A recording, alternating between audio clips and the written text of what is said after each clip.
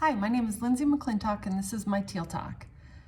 I first came into contact with ovarian cancer when my mom, Sandy, was diagnosed in March of 2018. She first started having symptoms at the beginning of January in 2018.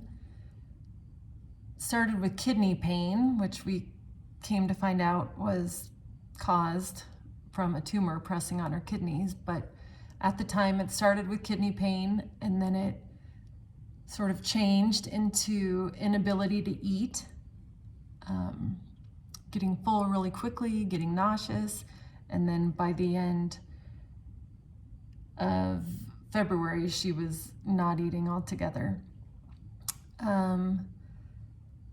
She began going to just doctor's appointments and trying to figure it out, and then it became so bad that she was admitted to the hospital at the beginning of March in 2018. When she was admitted, she still had some misdiagnoses and she had to have a whole gamut of tests before they finally diagnosed her with stage 3C ovarian cancer at the end of March. She was a late stage diagnosis, which I came to find out is very typical of ovarian cancer. It's hard to diagnose. There is no screening test, and therefore a lot of women receive late stage diagnoses. It is the deadliest gynecologic cancer, which I think makes it scary for women to talk about and to learn about and to even hear about because of its reputation. But it is so deadly because it is so hard to diagnose. And so therefore very few women are diagnosed in the earlier stages. When you are diagnosed in an earlier stage, the chance of survival is a lot higher and the odds are much better. So initially, my mom, right after her diagnosis, she began chemo. She did 3 rounds and then a surgery and then 3 more rounds. And then once she sort of started getting better, originally, I just kind of realized that more women needed to know about this disease. It affects us, only us, and there was so little information out there about it. So it became my mission to get the word out and get women talking and get women advocating for themselves because there are symptoms and they're not widely known.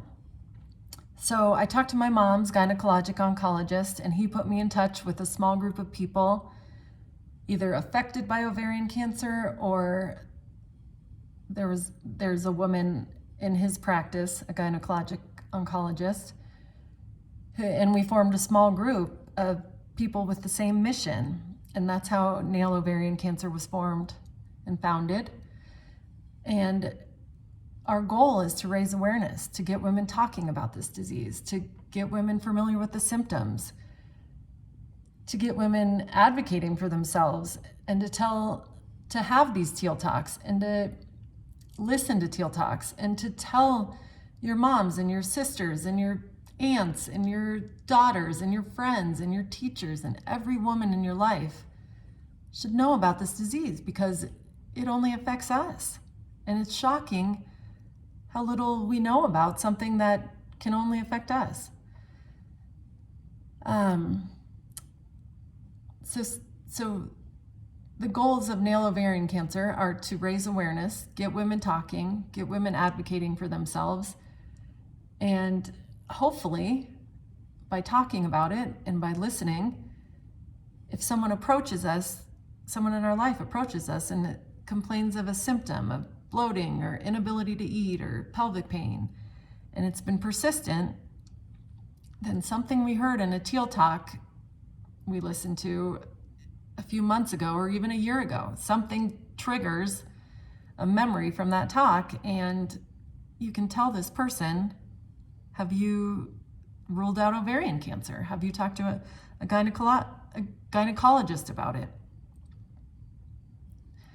And, you know, if it isn't ovarian cancer, even better. If it is, hopefully you help that person get an earlier diagnosis. One thing that is crucial that women know is, and that I did not know before my mom was diagnosed, is that a yearly pap smear does not detect ovarian cancer.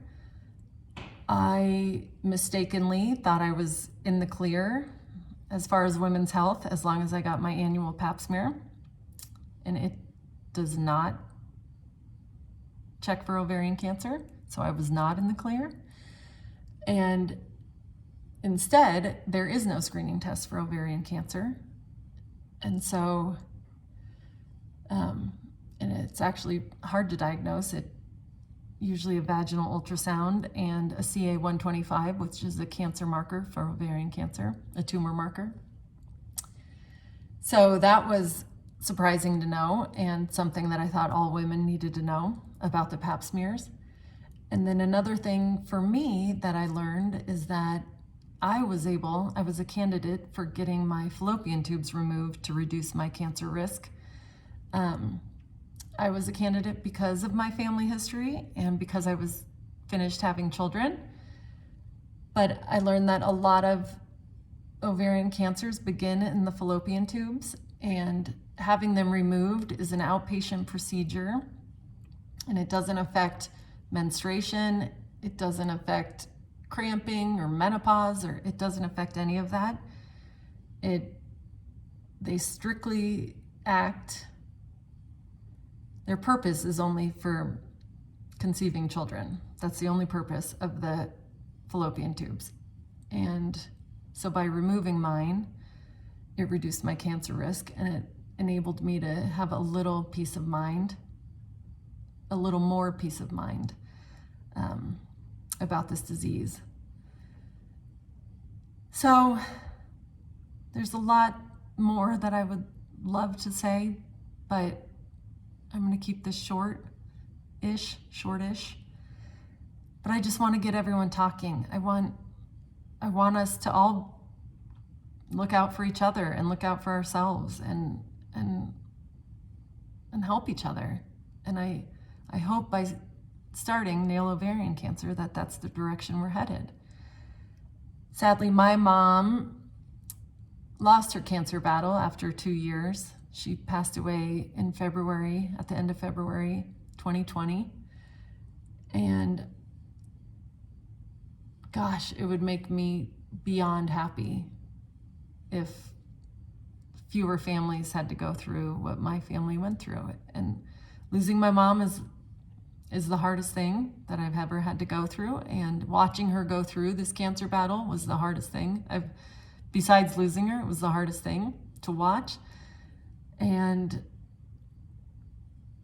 I feel like my mission is stronger than ever to help women to avoid a similar fate. And in order to do so, we have to start talking, and we have to start getting the word out so women can start getting earlier diagnoses. Thanks for listening.